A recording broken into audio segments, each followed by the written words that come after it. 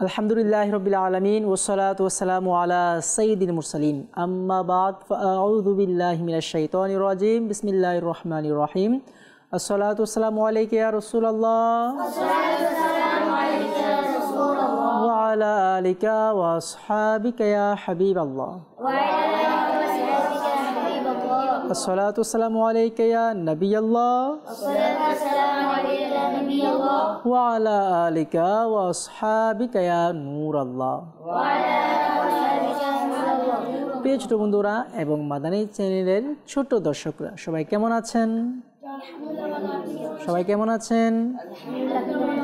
আলহামদুলিল্লাহি রাব্বিল আলামিন আলা কুল্লি হাল, আল্লাহ পাকের দয়ায় ভালো আছি। তো দর্শকবৃন্দ, যারা আমাদের এই অনুষ্ঠান প্রতিনিয়ত দেখেন, যে সকল ছোট বন্ধুরা আছেন, সবাইকে শুভেচ্ছা ও রমজানুল মুবারকের অভিনন্দন জানিয়ে আমাদের অনুষ্ঠান শুরু করছি।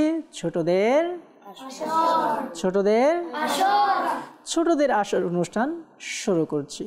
আমাদের প্রিয় আকা মক্কি মদিনা ওয়ালা মুস্তাফা হুজুর আকরাম সাল্লাল্লাহু তাআলা আলাইহি ওয়া সাল্লাম ইরশাদ করেন, যখন তোমরা কোনো কিছু ভুলে যাও আমার প্রতি দুরূদে পাক পাঠ করো, ইনশাআল্লাহ স্মরণে এসে যাবে।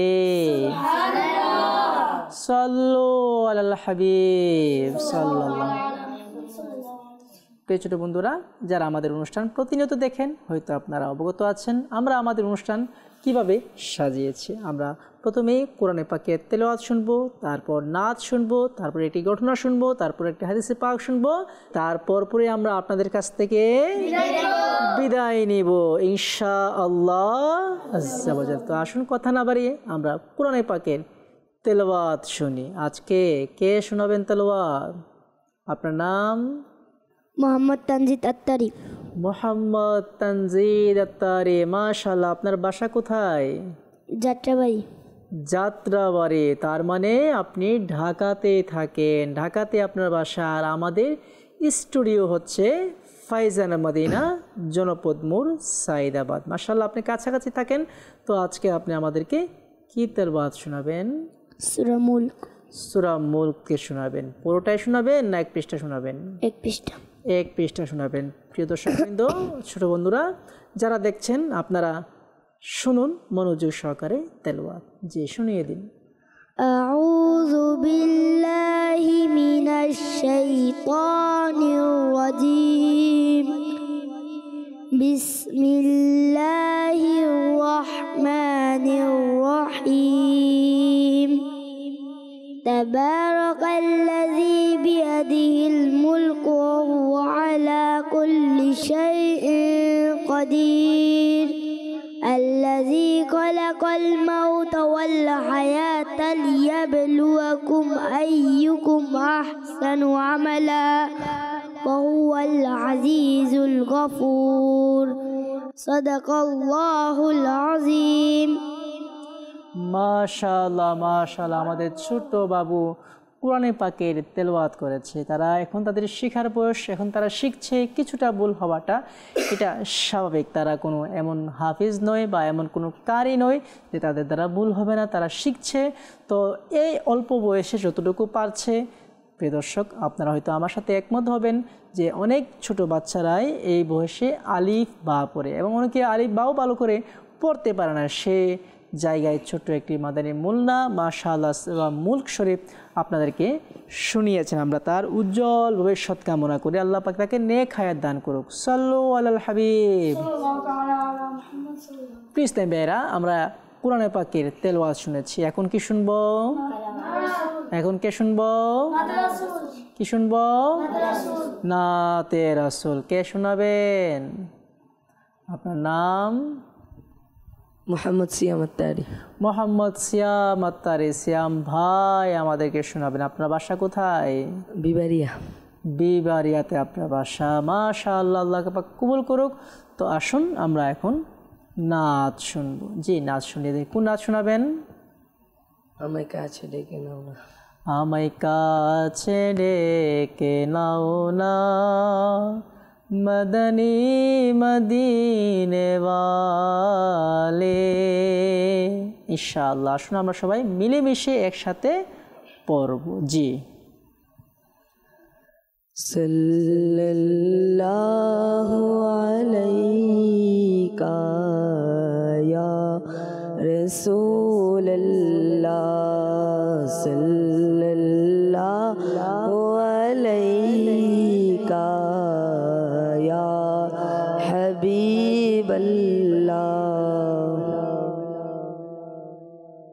আমায় কাছে ডেকে নাও না মদনী মদিনে ওয়ালে প্রেমের শোধা পান করাও না মদনী মদিনে ওয়ালে আমায় কাছে ডেকে নাও না মদনী মদিনে ওয়ালে প্রেমের শোধা পান করাও না মদনী মদিনে ওয়ালে আমায় একটু দিদার দাও না মদনী মদিনে ওয়ালে আমায় একটু দিদার দাও না মদনী মদিনে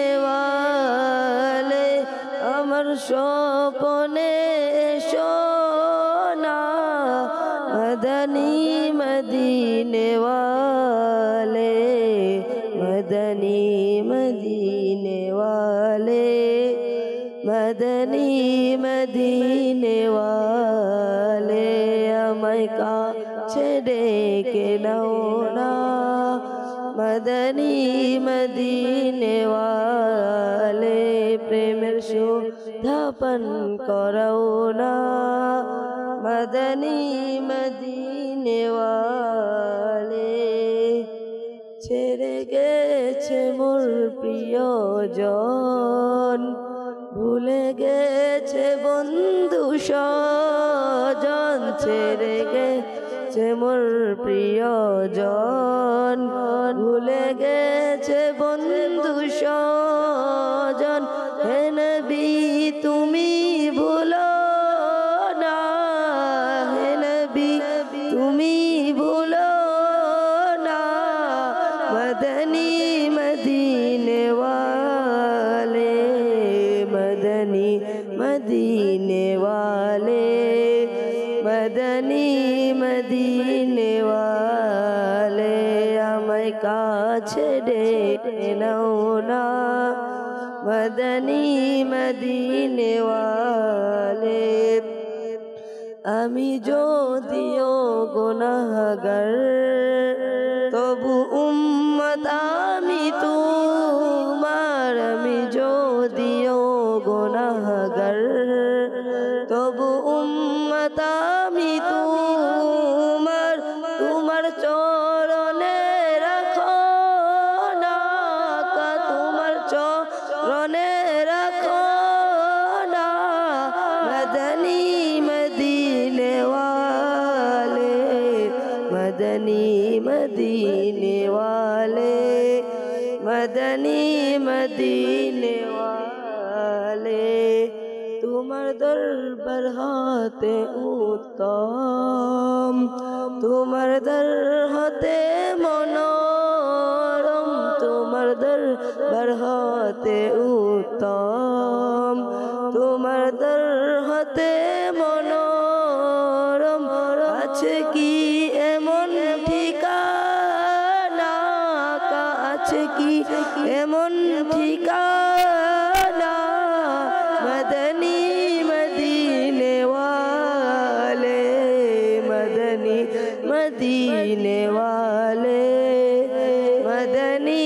মদিনে ওয়ালে আমায় কাছে ডেকে নাও না মদনী মদিনে ওয়ালে প্রেমের শোধা পান করাও না মদনী মদিনে ওয়ালে মদনী মদিনে ওয়ালে মদনী মদিনে ওয়ালে সল্লু আলাল হাবিব।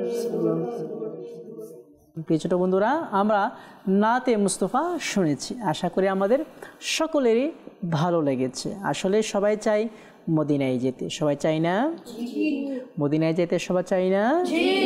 মদিনায় যাওয়ার জন্য তেমন টাকা পয়সা প্রয়োজন হয় না, বরঞ্চ মদিনায় যাওয়ার জন্য রাসূলের ভালোবাসা প্রয়োজন হয়। সুবহানাল্লাহ। কি প্রয়োজন হয়? হয়তো আপনারা দেখেছেন এমন অসংখ্য ইসলামী ভাই, ইসলামী বোন যাদের আর্থিক টাকা পয়সা তেমন ছিল না, কিন্তু তারা মদিনা চলে গিয়েছে। এমন আছে না? এমন অনেক আছে, আছে কি না? এমন অনেক আছে, তারা মদিনায় চলে গিয়েছে। আল্লাহ পাক সবাইকে মদিনায় যাওয়ার তৌফিক দান করুক। আমিন বিজাহিন নাবিল আমিন সাল্লাল্লাহু আলাইহি সাল্লাম। সাল্লু আলাল হাবিব সাল্লাল্লাহু তাআলা আলা মুহাম্মদ সাল্লাল্লাহু তাআলা আলাইহি ওয়া সাল্লাম। প্লিজ টাইম বেরা, আসুন আমরা এখন কি করব? কি শুনব? ঘটনা শুনব। ঘটনা শিখে আমাদের উপকার কি হবে? এ থেকে যা শিখবো এর উপর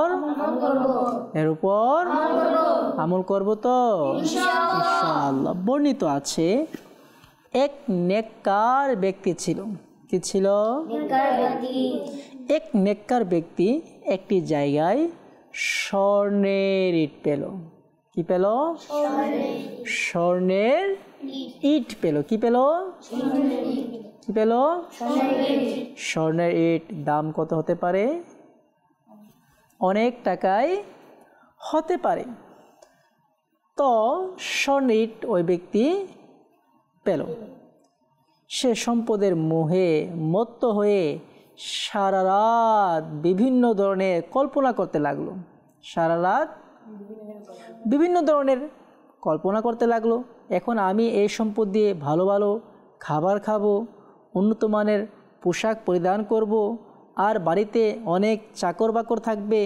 মোট কথা সম্পদশালী হয়ে যাওয়ায় আরাম আয়েশ, অর্থাৎ সম্পদশালী হয়ে যাবার কারণে আরাম আয়েশের ধ্যান করতে করতে একেবারে চিন্তিত হয়ে ওই রাতে আল্লাহ পাকের ধ্যান থেকে সম্পূর্ণ উদাসীন হয়ে গেল। ভোরবেলা মাথার মধ্যে এ সমস্ত কল্পনা করতে করতে তিনি ঘর থেকে বের হয়ে পড়লেন। ঘর থেকে বের হয়ে পড়ল। ঘটনাক্রমে তিনি একটি কবরস্থানের পাশ দিয়ে যাচ্ছে। কিসের পাশ দিয়ে যাচ্ছে? কোথায় দিয়ে যাচ্ছে? কবরস্থানের পাশ দিয়ে যাচ্ছে।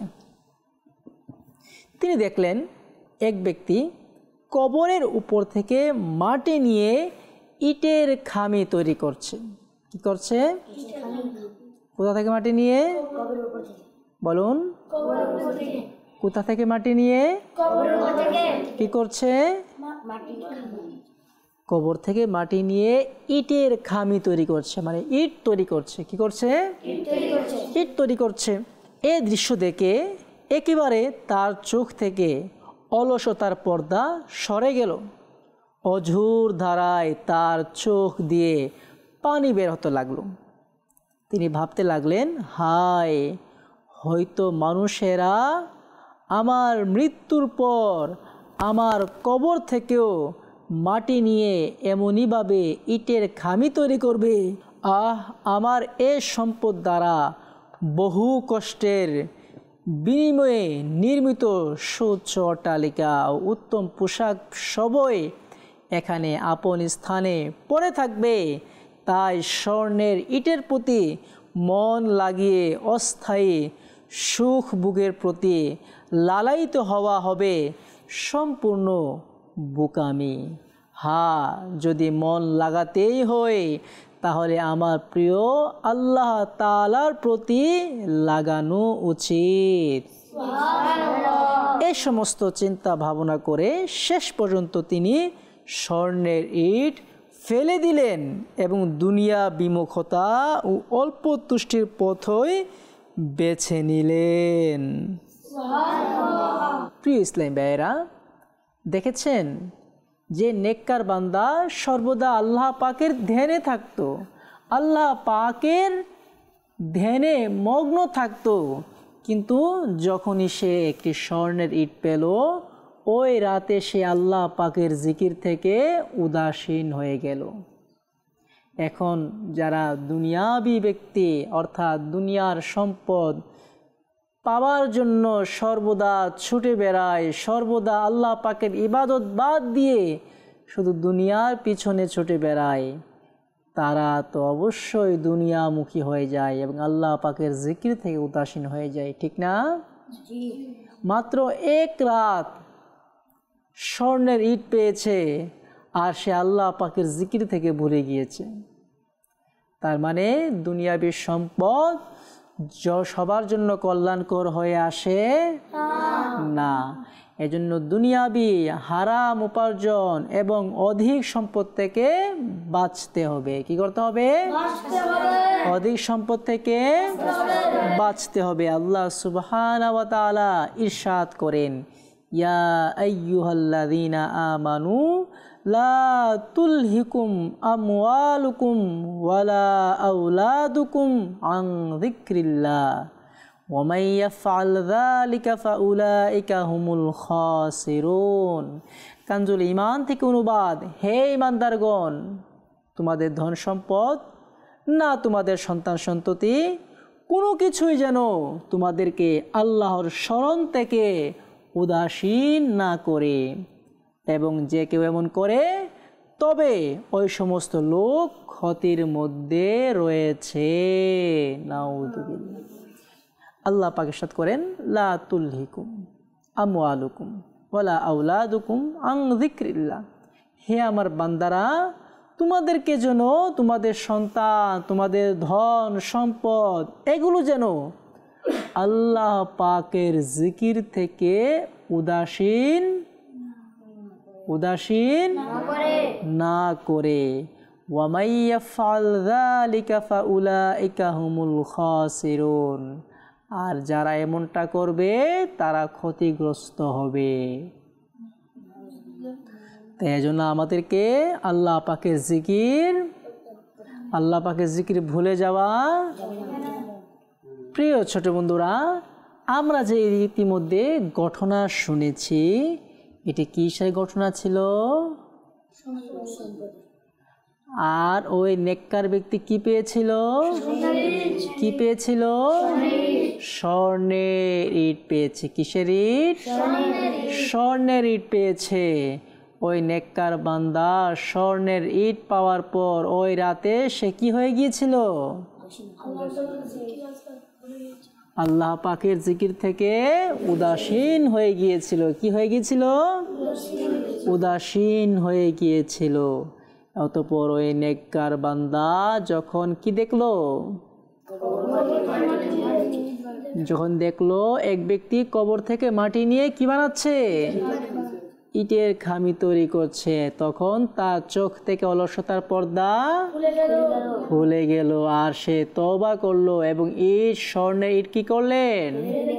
ফেলে দিলেন আর আল্লাহ পাকের জিকিরের প্রতি মগ্ন হয়ে গেলেন। এখন আমাদের কি করতে হবে? আল্লাহ পাকের জিকির করতে হবে। দুনিয়াবী সম্পদের পিছনে দৌড়ানো যাবে না। যে ব্যক্তি সারা জীবন দুনিয়ার পিছনে ছুটেছে কিন্তু সে দুনিয়াকে কখনো পায় নাই।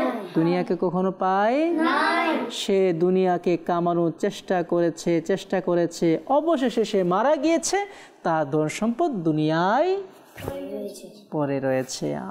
এজন্য জ্ঞানী ব্যক্তি কারা? যারা আল্লাহ পাকের জিকির করে, যারা আল্লাহ পাকের তারাই জ্ঞানী। আর যারা আল্লাহ পাকের জিকির ভুলে গিয়ে দুনিয়ার পিছনে দৌড়ায় তারা হচ্ছে মূর্খ। তারা কারা? মূর্খ, বোকা, নির্বোধ। এটি কোনো জ্ঞানী ব্যক্তির কাজ হতে পারে না।